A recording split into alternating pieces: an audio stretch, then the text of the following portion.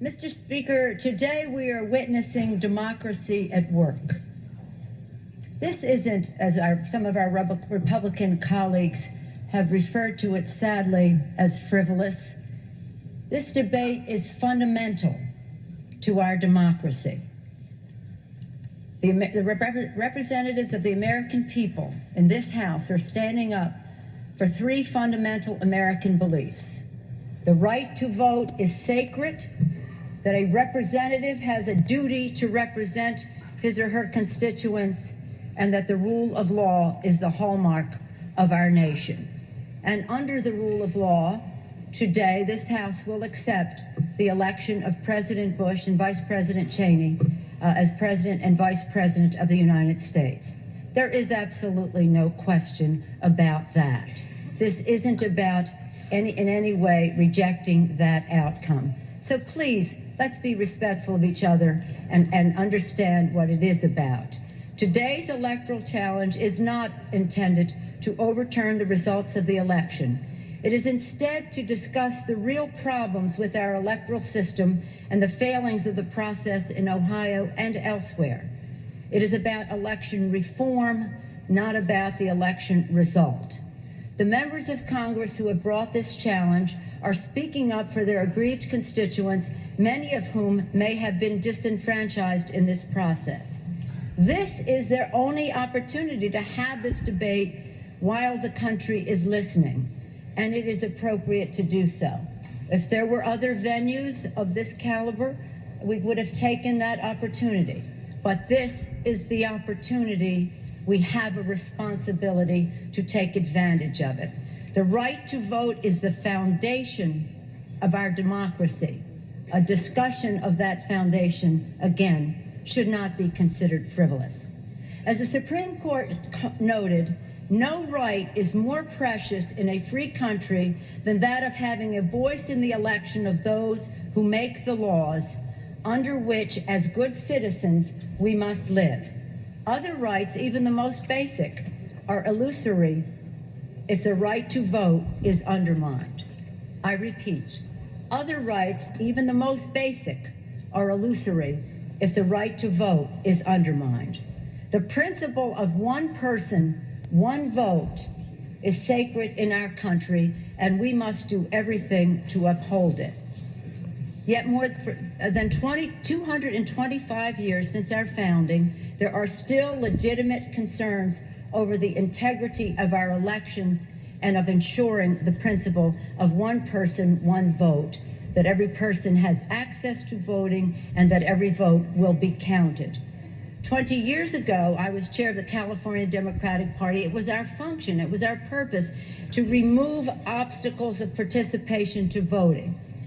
The greater responsibility, of course, was with the Secretary of State in our state and in states across the country who controlled the elections in the state. But we all, in all of our capacities, had a responsibility to remove, not throw up, obstacles to participation.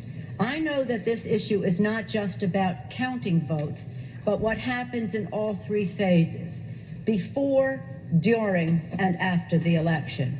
And in all three phases, there were problems in this election in Ohio and elsewhere. Before the election, there were complaints about absentee ballots that were requested but did not arrive. There were reports of registration problems and of improper purging of the voting rolls.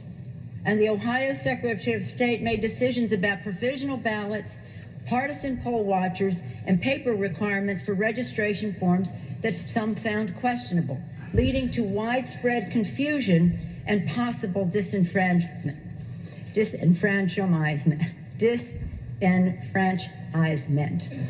During the election, we know that there were not enough voting machines in poorer and minority areas. This is a fact. Yet there were sufficient machines in wealthier areas. This led to appallingly long wait times of up to 10 hours in certain places. You can deny it all you want, but it is a matter of public record that this is a fact and that this is wrong. There were credible reports of voter suppression in on election day through intimidation and misinformation, and the patchwork use of provisional ballots led to unequal treatment under the law. Unequal treatment under the law, undermining the principle of one person, one vote, and equal protection. As for after the election, the American people must have every confidence that every vote legally cast will be legally counted and accurately counted. But constantly shifting vote tallies in Ohio and malfunctioning electronic machines, which may not have paper receipts, have led to additional loss of confidence by the public.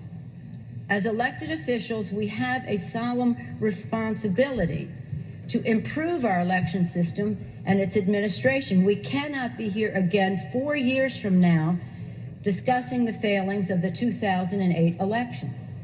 We must work with the Elections Assistance Commission to further reform the election process, and we must pass legislation to improve the Help America Vote Act, including universal standard for provisional ballots and strong verification measures and paper trails.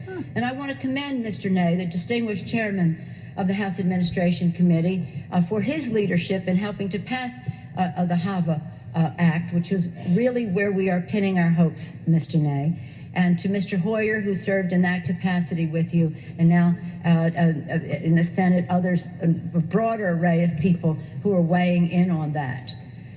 Congress must seize the opportunity this year to reauthorize the act and to make the needed reforms and improvements. Our very democracy depends, again, on the confidence of the American people in the integrity of our electoral system. So my colleagues, please don't talk about this, about a conspiracy theory. It's not about that. It's not about conspiracy. It's about the Constitution of the United States. George Bush and Dick Cheney are the elected president and vice president of the United States, and that will be, the objection will be, I think, overruled today in that regard. It's never been about that. It has always been about the fundamental principle of our legitimacy of our electoral process. Congress will resolve this dispute today, and we will all abide by the result because we are a nation of laws. America is a beacon of democracy to the world. We must never forget the power of our own example to those who aspire to freedom throughout the world. So let's respect this debate today for what it is, about ensuring the foundation of our very own democracy, and by sending a message to the world that we are truly, truly protective of our Constitution, and that we honor the oath of office that we take to protect and defend the Constitution.